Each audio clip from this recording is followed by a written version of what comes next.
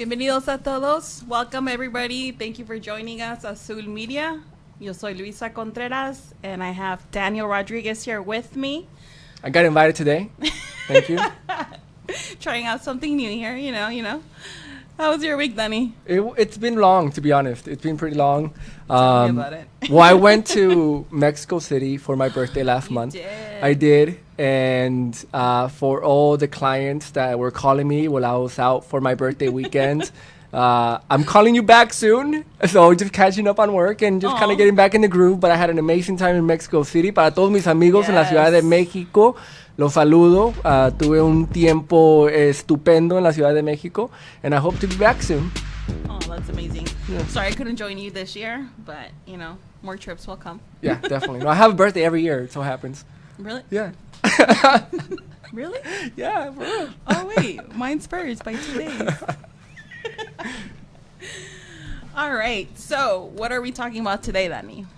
What are we talking about? I don't know. There's so much to talk about. I'm still upset about Trump. I'm still upset about gas prices. I'm still there's still a war going on in Ukraine. Whatever happened to Venezuela? Whatever happened to Venezuela? There's still a war, right? Hashtag Arizona uplift right now. Okay. You bring the uplift. I try to bring. I keep it real. I bring the reality. You can go ahead and do the uplift. Oh man. All right. No, but you know what? I have been catching up because, to be honest, I didn't start following the whole issue with the Johnny Depp trial and Amber Heard. Yes. I wasn't following it early on because I thought it was just gonna be another tabloid sort of thing. Right. And I'm I don't care what's going on with Johnny Depp, to be honest. But then as he continued and I started to reading newspaper articles about it, it became very interesting to me, especially as a family law divorce attorney and the issue of domestic violence. And I'm kind of really enthralled by it right now. I'm really into it, and not so much about what's happening between them, but how we're talking about it, how people that are reading the news are talking about it, and how people are taking sides, and it's so interesting. Team Depp. Well, hold on. Well, first of all, because I'm still learning about it, I don't know. I know you like Johnny Depp, and you've seen all the Pirate of whoever movies. So, what's going on? What is going on with Johnny Depp in this moment? What is going on? So much is going on, to be honest with you. I mean, just so much. But I think lately, or the latest is, Depp is suing Heard. It's a defamation lawsuit. So my thing is with that, it's not about, whether he was a good husband, bad husband, whether she was a good wife or a bad wife. This right now is about, in my opinion, defamation of character. Now, I don't know exactly what all defamation of character entails. That's where you come in, right? But what I do know is that she has just been caught on lie after lie after lie. I mean, there's video. It's no, portraying But where things. did it start? Because, I mean, every lawsuit, especially, now we get into the legal, there has to be, actions, right? So then defamation, the whole thing of defamation is somebody said something that is allegedly a lie. Okay. And somebody suffered because of that lie. So if I understand it correctly, Amber said something She's been saying a lot. Yeah, about Johnny Depp being a domestic abuser, and that hurt him. And we're talking about money here. Right. He lost a lot of money, and now he's suing her, and he has to prove essentially that he's lying. But what has she been saying? Where did it start? I mean, that he's abused her physically, mentally, broken nose supposedly. Mind you, okay, she said broken nose, punches in the face, all these things, and the very next day she had interviews and photo shoots literally the next day or a couple of. I mean, if you have a broken nose, you don't recover from that. No makeup. Hold on. What? I think anybody that has been on dates with people they met online will tell you that makeup and filters can do wonder. So what do you mean? Okay, she had photo shoots the next day. That doesn't mean that she didn't have makeup covering a bruised eye. I don't know what makeup would cover up a busted lip. You can't cover up a busted lip with makeup, no matter how dark or how red your lipstick is. You don't cover up an actual injury a busted lip. Okay, so she's saying things, and apparently you and other people think that she's lying. She's lying. I don't Okay. think, I know she's lying. She's been caught lying. Another lie. Okay, so in this trial for defamation, obviously they have to testify. Yes. One of the people that testified was her makeup artist, Melanie Iglesias. And I mean, she testified under oath that she had to cover up the bruises, that she had to cover up the split lip that you were talking about back in December 2015. So this is a woman who also has her career on the line, who, think about, you're a makeup artist. Are you and sure you about wanna that? be Because I heard that she testified that there was no bruises. No, she testified that she covered up the bruises and she covered up the split lip. And so if you're this woman and you have a career in Hollywood and you're going up against one of the biggest like actors, Johnny Depp, like there has to be some credibility as to what she's saying. Like I said, I think they only know what truly happened and didn't happen, but part of it is that she had like a lot to gain from it. Like not only the money, she said that she was gonna donate the money, right? She's never donated anything. She said that she never informed TMZ about the whole divorce thing. You know, she wanted to tell Johnny Depp prior to, and what happened, she like gave herself up, saying that she contacted TMZ, sending them the info pretty much before Depp was contacted. Like, just like everybody else, she was playing the media. She was playing the victim, and honestly, at this point, like Johnny, there's no coming back for Johnny. Like the impact that all of her allegations and lies have caused is just you can't come back from that. Like even if his name is 100% clear, like just like not even the money, you know, but just like everything about Johnny Depp is just. Well, he was claiming that his because legacy. he was claiming that because of this allegations that he lost $22.5 million, that he couldn't do the next movie for Fantastic Beasts, and also the next sort of movie for the Pirates of the Caribbean. So I mean, that's what the defamation suit kind of focuses on, like the money he lost. But again, okay, let's Amber Heard. Let's say that she did try to make money off of this. That doesn't, because somebody tries to make money off of it, it doesn't take away the fact that they could have been victims of abuse, right?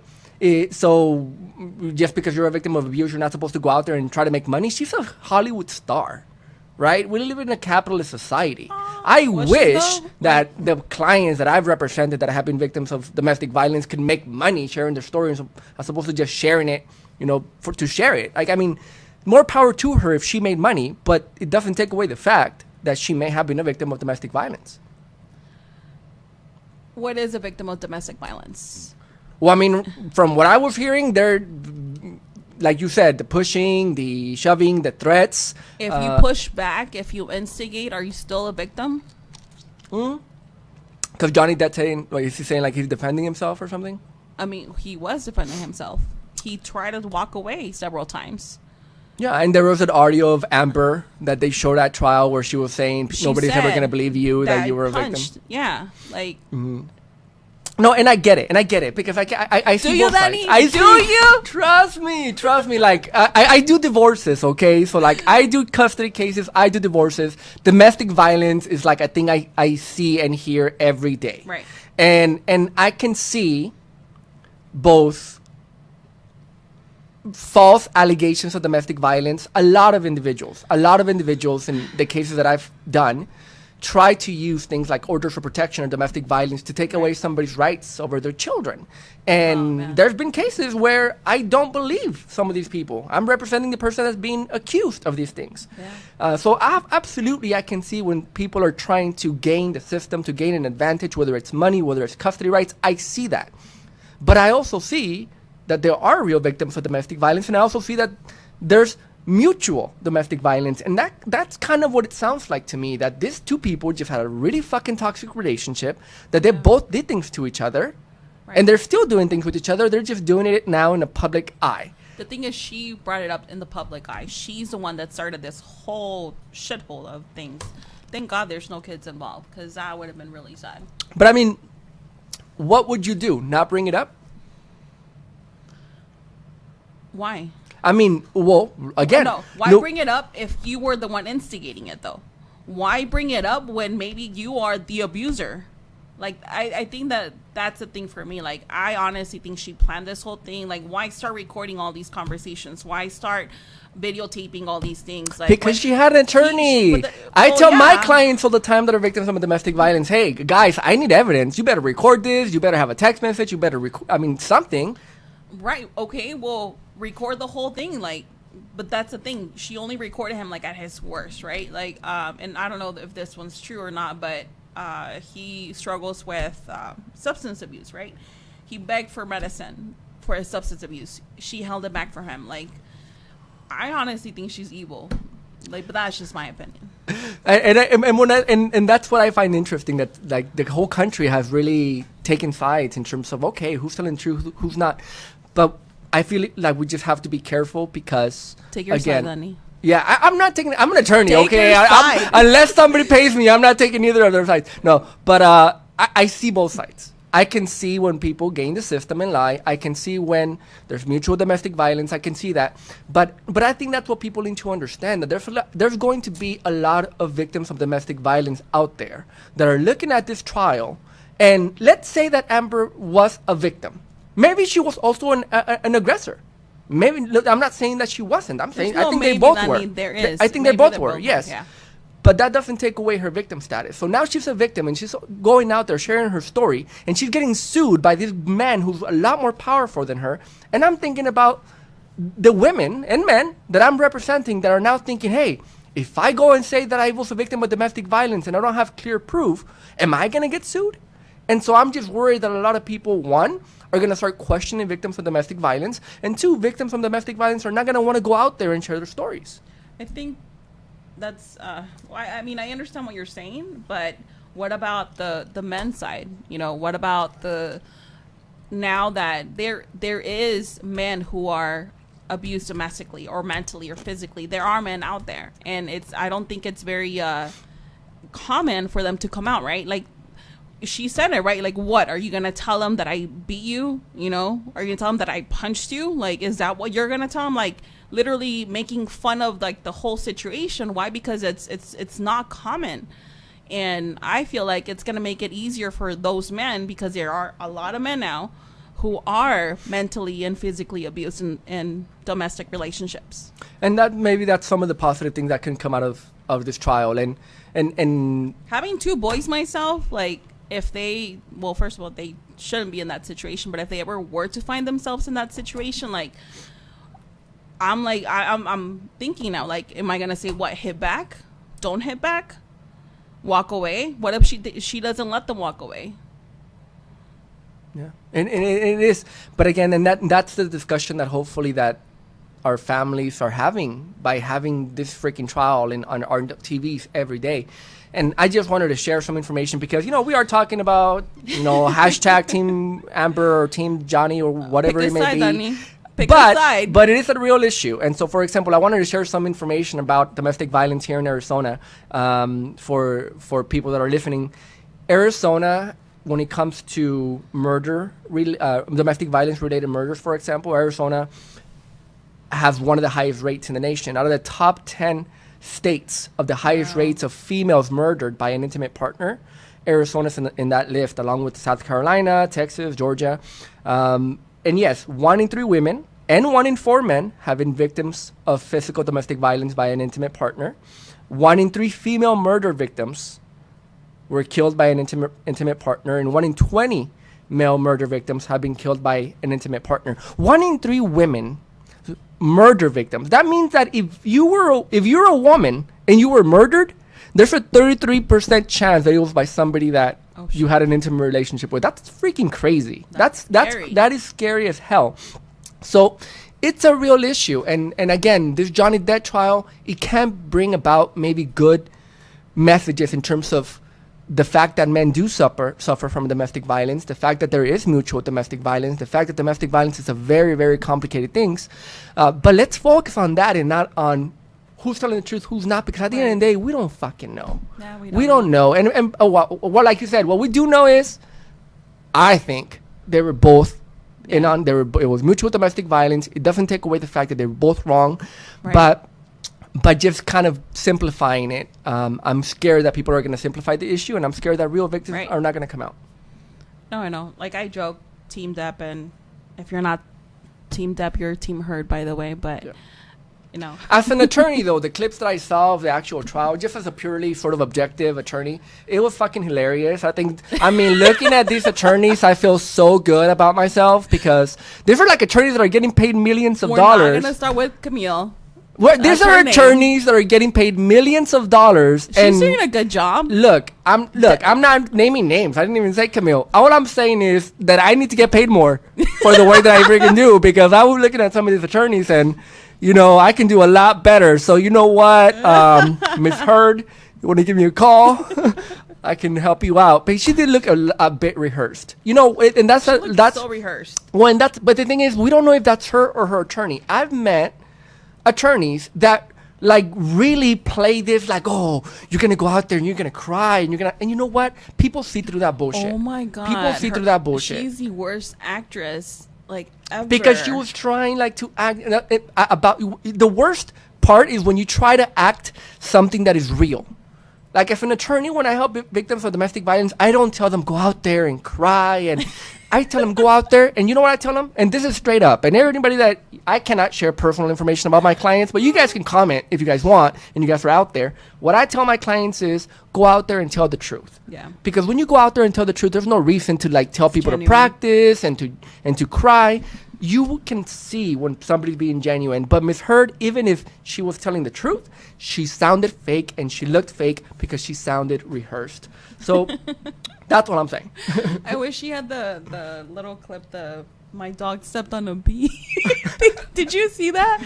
My kids and I were doing it. It was hilarious. And the face she made. Oh, Donnie, if you have that later, pull it up. Rosa saying Team Camille. Oh, yes. Yes, Rosa. I thought you were Team Depp.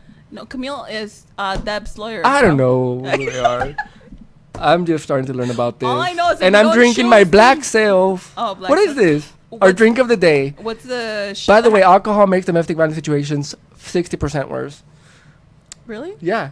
Is that like a legit? Nope, I just made it up. But it's probably true. I mean, come on. I think it's a little higher. I'm like, really? Only 60? What's a ship that has black sails, Annie? What? What's a ship that has black sails? A ship that has black sails. For everybody out there, he's a lawyer. He's pretty busy. Has no social life. I do have a quite busy schedule. What's a ship? I don't know. The Black Pearl, Danny. The Black Pearl. Captain Jack Sparrow on the Black Pearl. Oh, Pirates of the Caribbean. Yeah, get it? I mean, that was so like 2010. Anyways, it's a classic. Okay. Yeah. So the reason why this is inspired, this is a Captain. What was it? A Captain Morgan? Is it Captain Morgan? No, it's not Captain Morgan. You would not be drinking if it was Captain Morgan. Captain Sparrow. Thank you. I'm sorry. You made me lose track over here when you didn't know. Yes, Captain Sparrow drink, and it is Jack's. Captain Morgan and Manzanita del Sol. Why Manzanita del Sol? Because that's what's on the fridge. And then I mixed them and it was pretty good. So I was like, hey. I mean, it is good. Captain Sparrow. I feel like the drinks you've had in the last couple of episodes have been tasty, but like dangerous, like really strong. Yeah, it's the only way I can kind of like get you to drink more. Yeah. It's part of the contract, guys. Well, anyways, I want to just put really quickly again, for those of you in Arizona who are victims of domestic violence or you know victims of domestic violence, I want to give you some information so that you know where the resources are and who to call. It's good to look at this trial, to be involved, talk to your friends about it, talk to your family, but understand that domestic violence is a very, very complicated issue. So if you are a victim of domestic violence, we have the National Domestic Violence Hotline where you can call 1-800-799-7233. There's other local numbers as well in Arizona that we're putting up there, and we're going to post on Facebook for those of you who are listening to the podcast. And of course, talk to an attorney. Orders of protections are available for victims of domestic violence or threats. So please take care of yourselves, and it's always important to have a safety plan. Don't forget to record everything. Of course. Now you can record, right? Okay. I do divorces, I do custody, and I see this, and I always tell my clients it's very important to have a safety plan, and it's very important to have a support team. So Yes. build that. If you are a victim of domestic violence, you can get out of that situation. All right. So next we're going to have our guest who is coming back to talk about all the crazy shit going on in the Arizona legislature and what you can do to kind of like help out, because there's a lot. So really quickly after this quick break, we're going to have Abdi Lopez with us again talking about what's going on at the Arizona legislature. What is going on? A lot is going on. We'll see.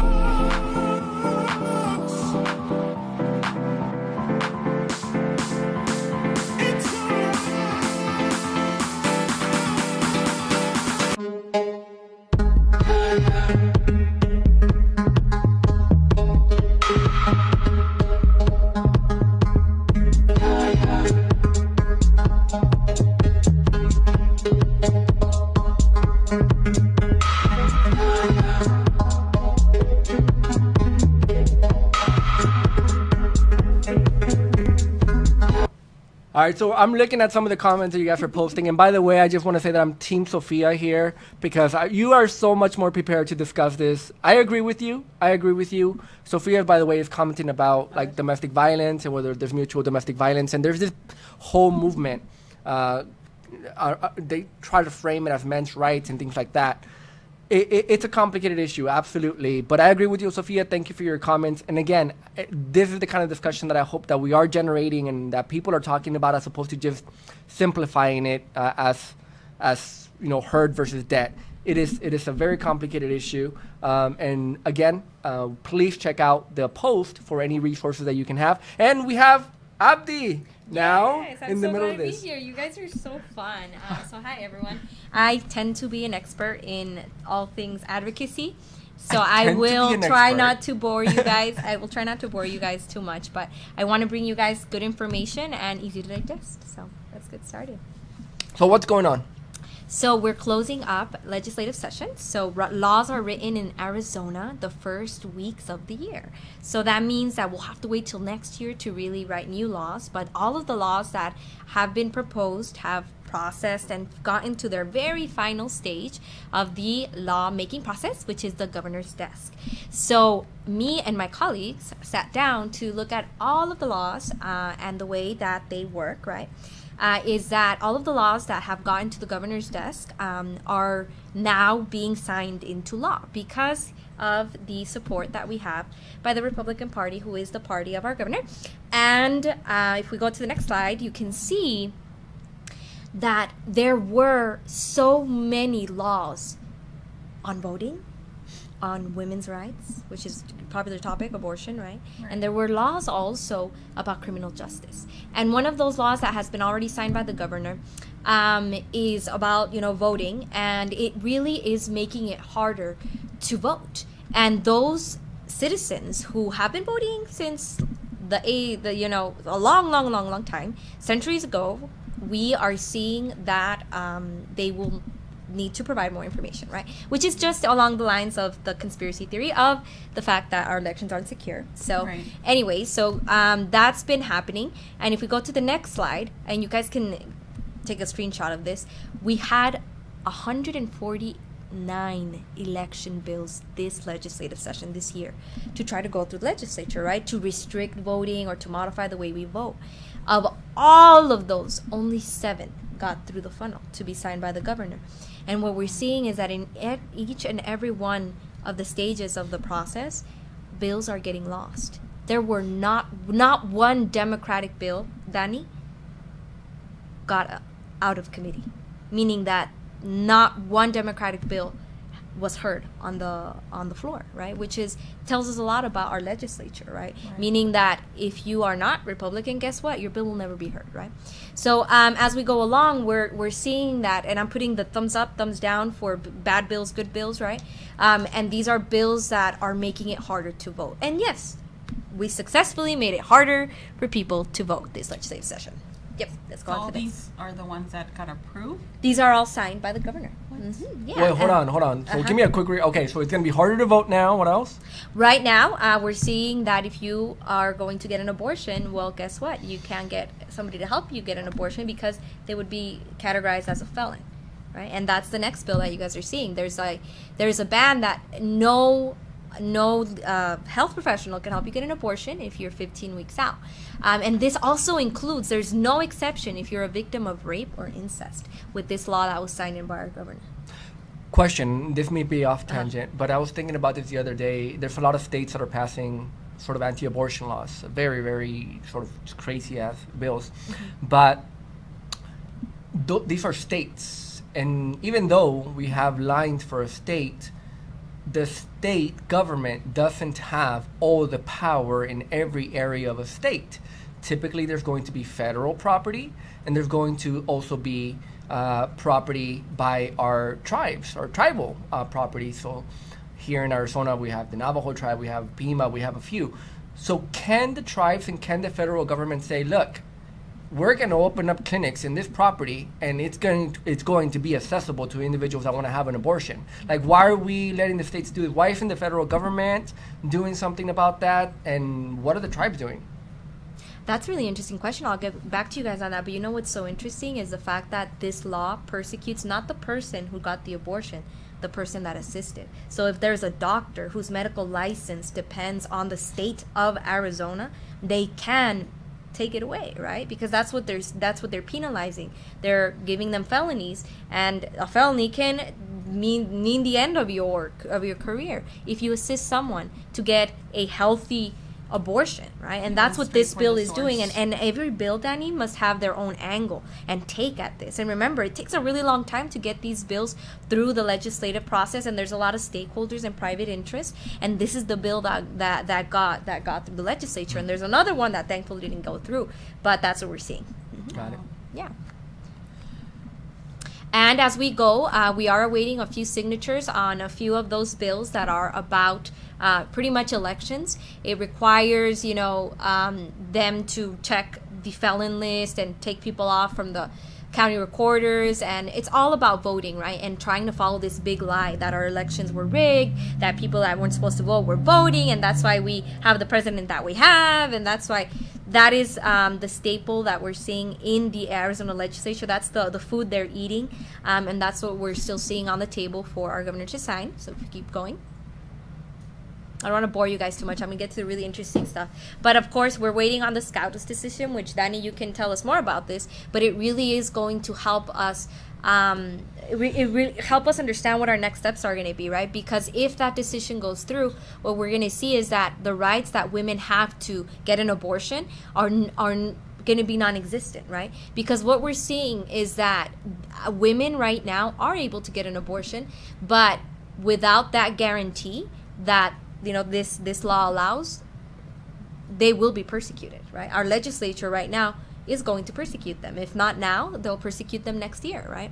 So it's important that we know, and there was a bill that we were able to stall, Danny, which is not all this bad news, right? We were able to not make it criminal to take, there's the day after pill, that pill. They were trying to make it illegal then. That if I, for whatever reason, know that I should take that pill because I don't want to start a family after whatever happened the day before, right?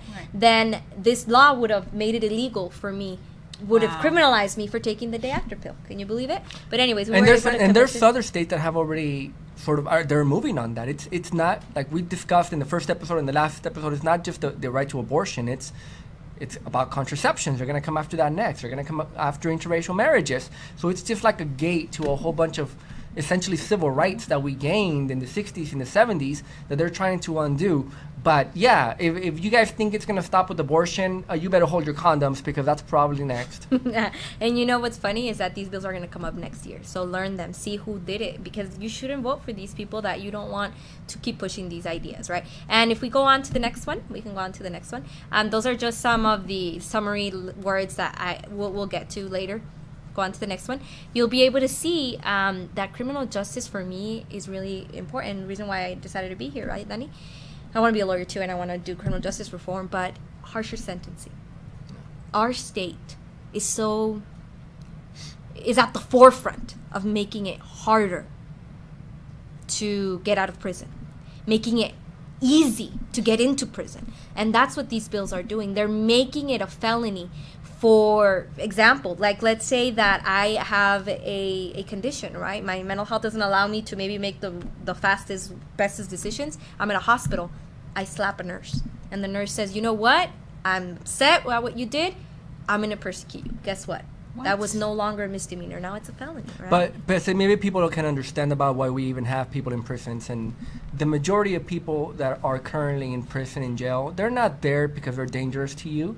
They're not there because they're going to do something bad if they're released. They're there for 3 reasons. 1, capitalism. 2, racism. Well, that's the main ones. Now, why capitalism and why racism? We know the rates of individuals or persons of color that get arrested and go to prison are much higher than that of their white counterparts. But also capitalism, and what I mean by that, there's still slavery in this country. Look at our immigrant population, but not just that. Look at the population in prison that are working for literally 10 cents an hour for big corporations. So that's slavery. Also, guess who pays for these people that are not dangerous to you, that are not dangerous to your community? Guess who pays for that? You do.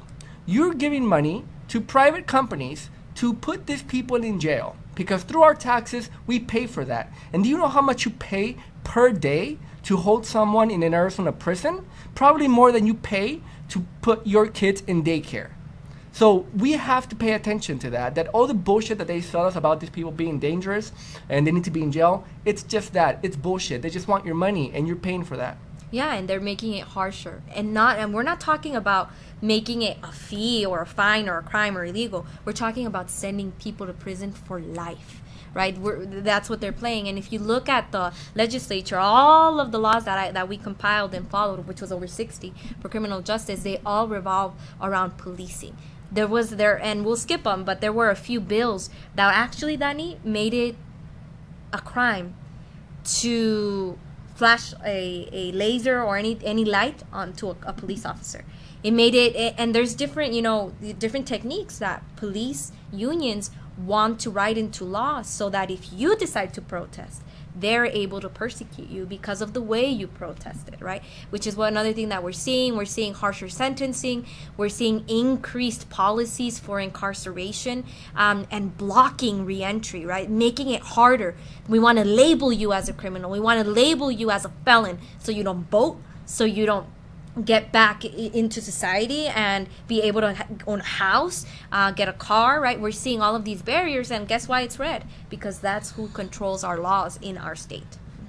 Go on to the next one. Anyway, so it goes on, and talking about the people who benefit from prison, guess what? If I, on the job, getting 10 cents an hour, like you said, hurt myself, guess who's not liable? Guess who's not liable? The company that hired me. Guess why? Because they're the ones paying for these politicians to write that law, right? Yeah. They're the dark money behind politics, right? And that's why we're seeing these laws, signed in by the governor, meaning that if a prisoner gets hurt, dies, not liable, right? The company that hired them or the circumstances that led by that company to that death, that injury, guess what? Not liable. Law these last few days.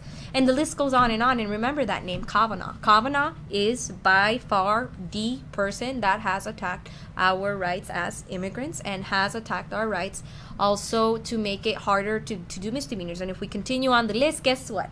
There is good news.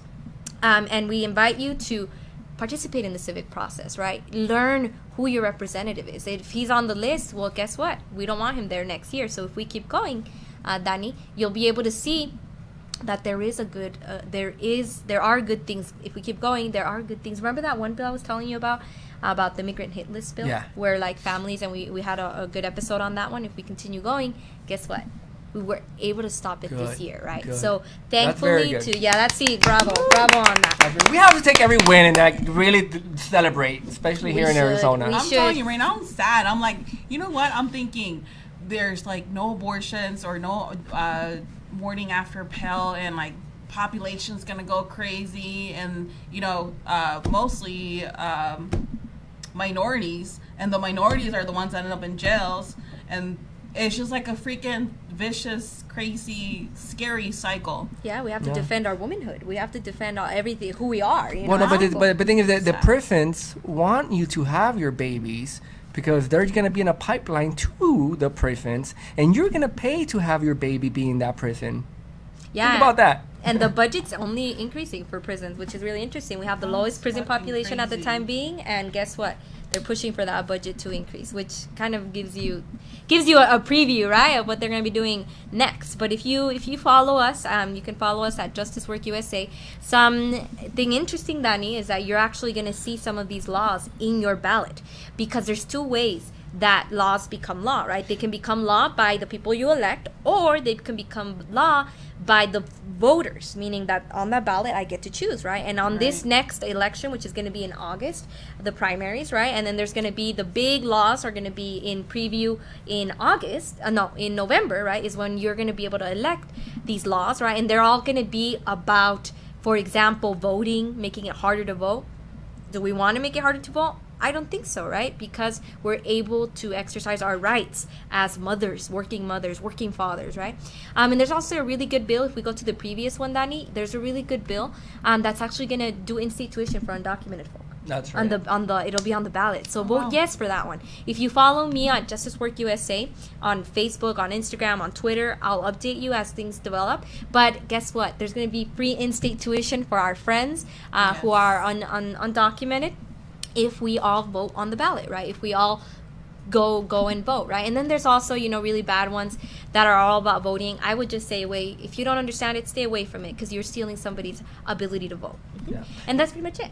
Yeah, and I just wanted to comment regarding the in-state tuition bill. As you guys know, that's sort of near and dear to my heart, being a dreamer and growing up undocumented in this country. So at the next episode for AZuL, we are going to have somebody talking about that bill and what you can do to help those efforts, because in-state tuition for dreamers is going to be on the ballot. I'm so excited. It is part of the positive news that we are getting, and so hopefully we make that happen. Yeah, Yes. absolutely. So you guys can follow us, and we'll update you guys. There is the dark money petition that we're asking people to sign on for, which is trying to get all of these, private prisons and other interests that pay for our politicians and pay for these, propaganda. Because guess what?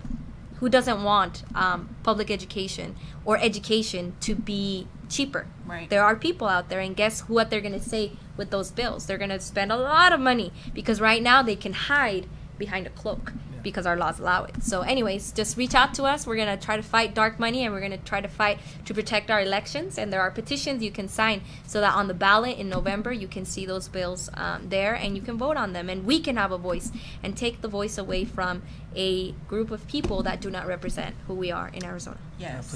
Thank you so much, Abby. Thank you so much for being here and Thank giving you. us all the information. And we'll post as well any links that you can share with us Of in course. regards to how people can get involved. And please get involved, guys. Yes, it's not all just Justice Work USA. That's right. And here's the thing about the democracy that we still kind of have, that it's only bad news if we don't get involved. And if we get Right. involved, it may be different. It may be good news. And it's just really up to you. So thank you, Abdi, for taking the time for being here. We'll share this in our social media, Facebook Yes. primarily. So check it out. And yeah, thank you. Yeah, of course. Thanks for having me. again. All right. Of course.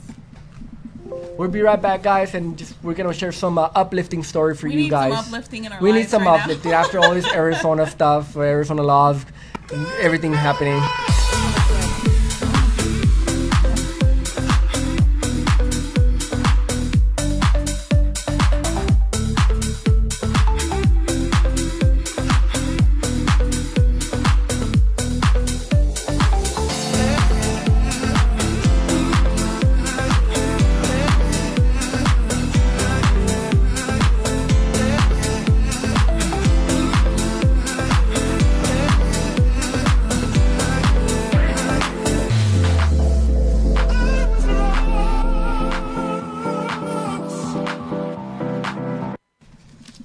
All right. Well, this drink is definitely strong. What was it called again?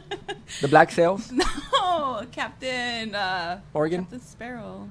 Captain Sparrow, very good. I need some good news. Because I feel like Man, domestic I need a violence shot and after Arizona that. legislature, that's like really heavy, right? And by the way, guys, if you guys have good news that you guys want to share coming out of Arizona, send it to us. One of the big purposes of like this show is to really share positive news and uplift the work that individuals, organizations, people are doing. People like Abdi, who have been here with us before, to share the work that she's doing. So if you have good stories, send it to us. It's not all dread and gloom. I miss your try. pet photos on Facebook. I miss the food that you're eating. I think that we need to go back to that because I feel like everything is just kind of gloomy. So what are the good stories today? What are the good stories? Coming out of Tempe, there was actually a dog that was rescued. You can't go wrong with dogs. That's such like a cheap sort of like thrill. Like it's like, who's gonna not be happy when a dog is rescued? Let me ask you something. Would you jump to a dirty canal trying to save a dog? Not your dog. Random Another dog? Not a puppy. A ugly dog. I I'm not saying this wouldn't dog was want ugly. to, but I've never been in that situation. Oh my God, is that the dog? That is so cute. Yes. Who Yeah, jumped you say it was into the ugly. canal? Rusty. Oh, wait, I said Rusty. Salty.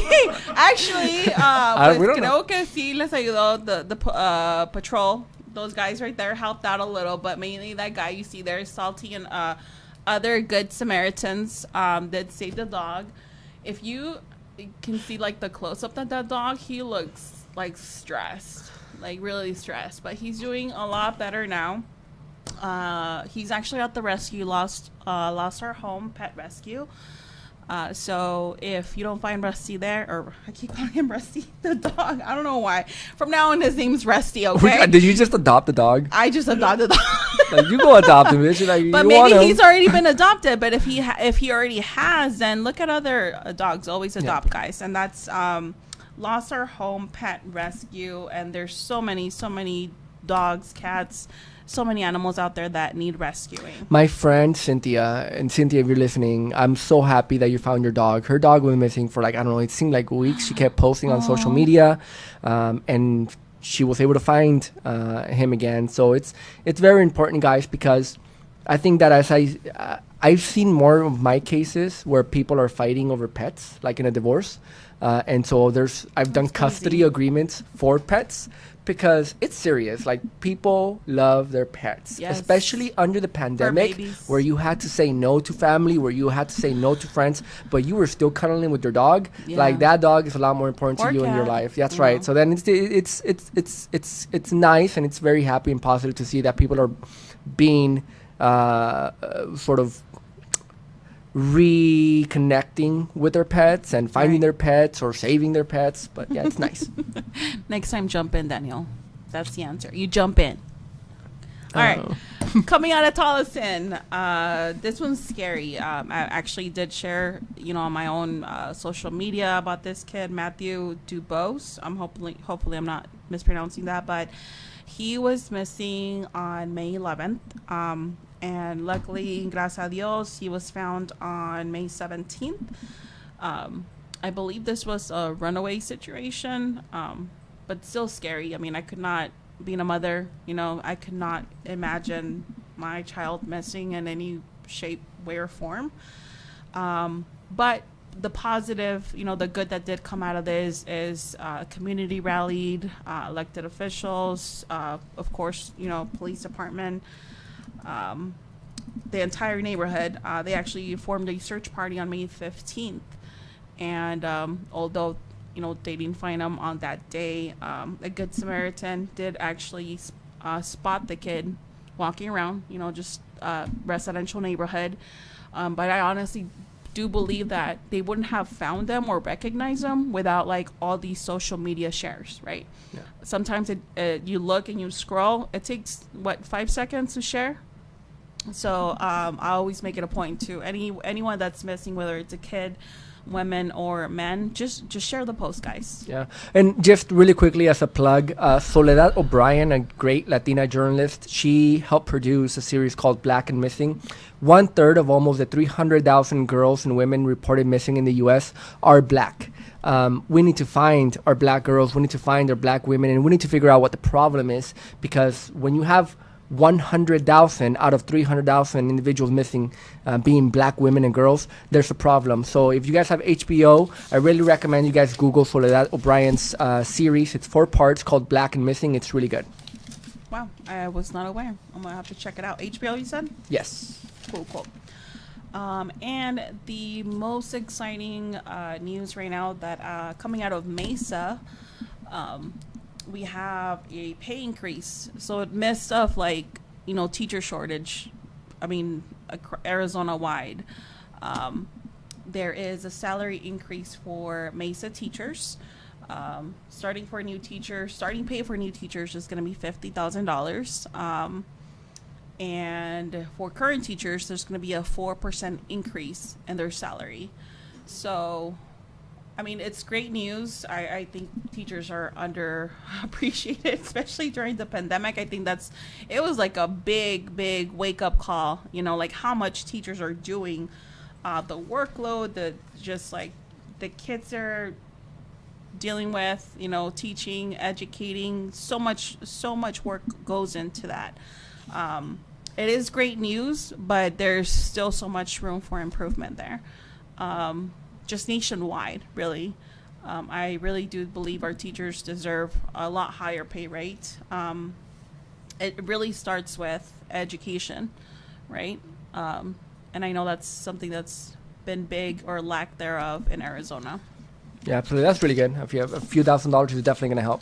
Yes. And actually, let me check my notes. Hold on.